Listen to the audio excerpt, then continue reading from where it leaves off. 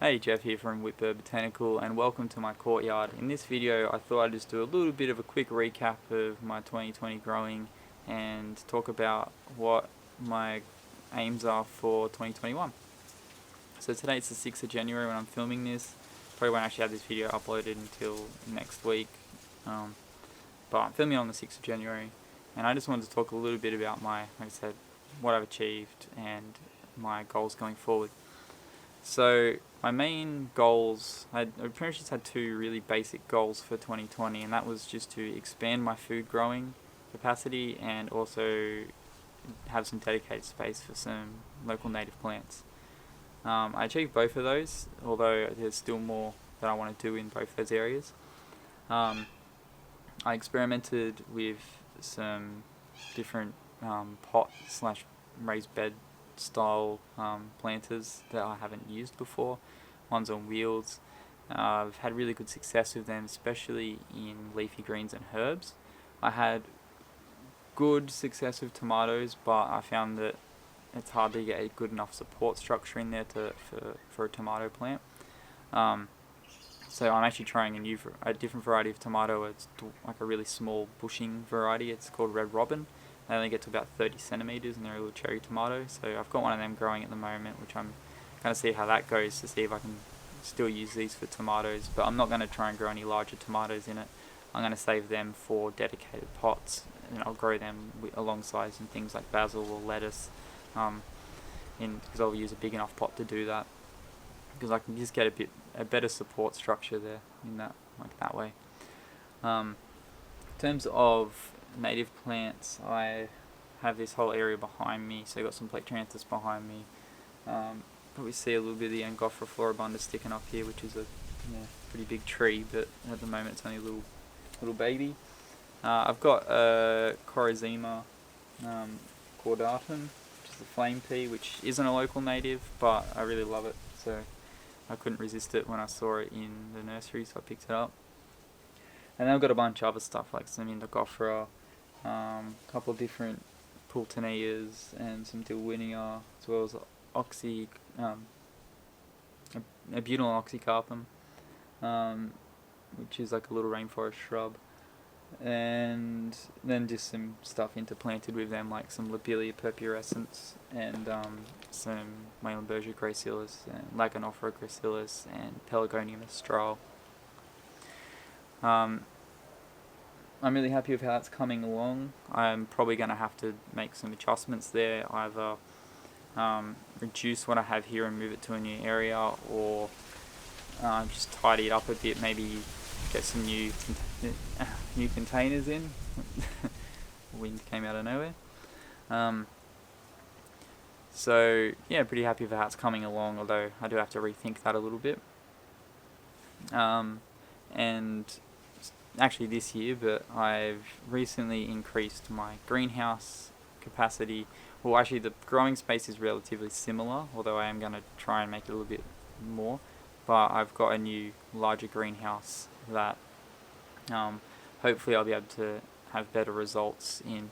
I had good results in my old ones with the little like 3-tier, just like a plastic covering on them, and they are good, and they're good for a small space. They're good for what they are, but I find in summer they don't have very good temperature regulation because they're so small, and things tend to just get sort of fried. So I've got a bigger unit now.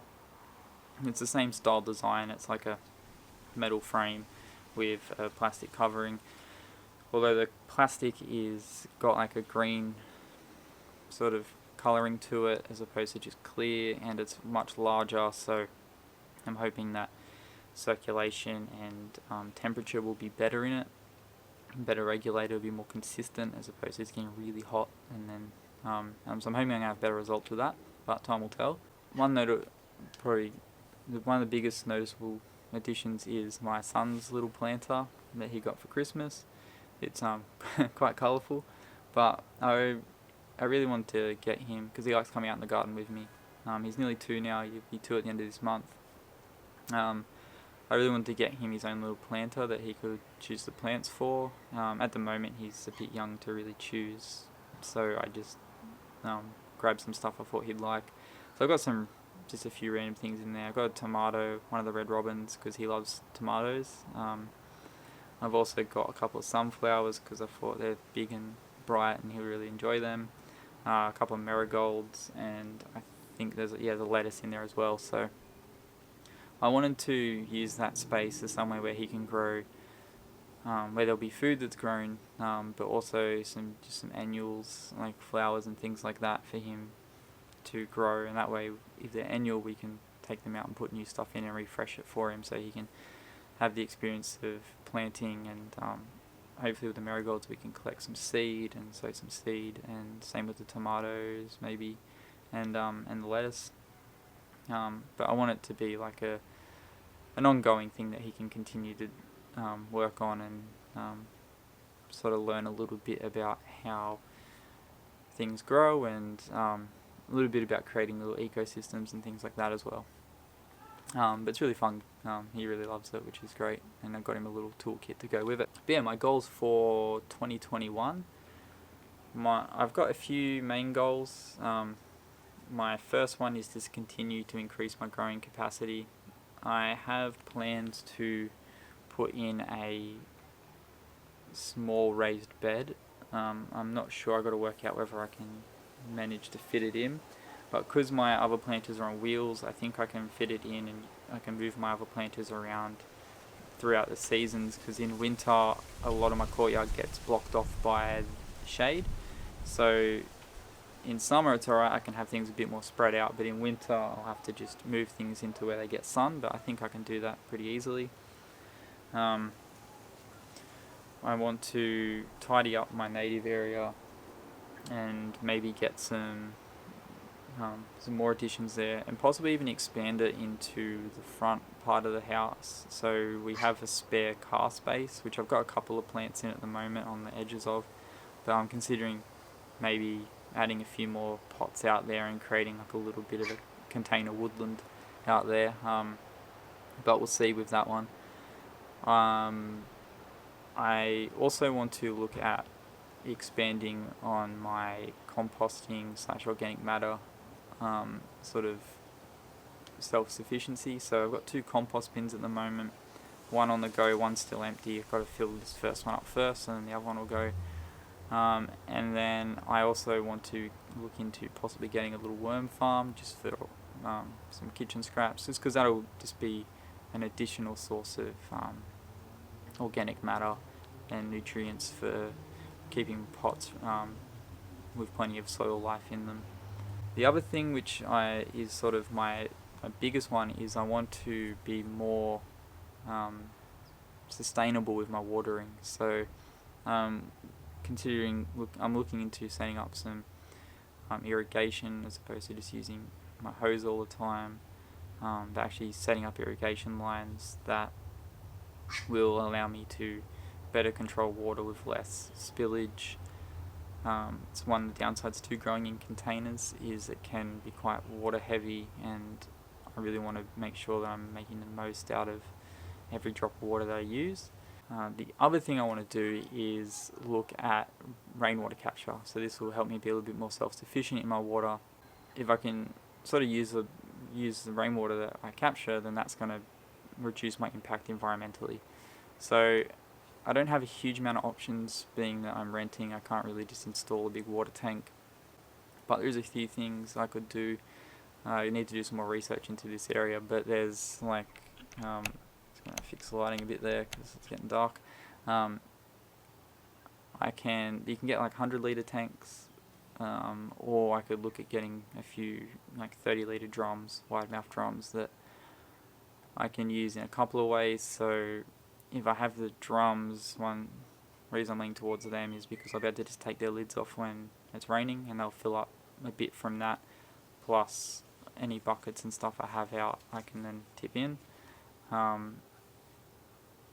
The water tank, I'm not sure if that's as doable. I'll have to look into that, the 100-litre one. Outside of just the immediate garden, I want to start looking into things like food preservation. So one thing that I'm liking a lot about Silverbeet at the moment is, well, if I leave enough on the plant to actually harvest later instead of just eating it all at once, like I tend to do. If I can get some more of that growing, that's quite simple to preserve, just a simple blanch and freezing for that one. Kale's the same. So I want to look at growing crops which I can grow lots of in a small area and start looking at. So if I get a good crop of it, I can then put that in the freezer and I can dedicate the space so I was growing it to a different thing. I want to look at learning how to dry herbs. I know it's not rocket science drying herbs. There's a few ways to do it. I've done some practice stuff just with a few little sprigs, just air drying, and I really like that technique. So it's just a matter of finding a place where I can do that,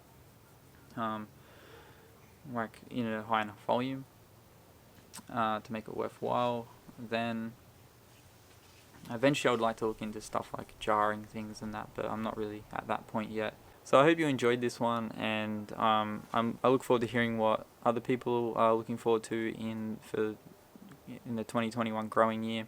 So it'd be cool if you let me know down in the comments what some of the things you're looking forward to, whether it be trying new varieties of plants or just making more space for growing plants, anything like that. I'd be really interested to hear that.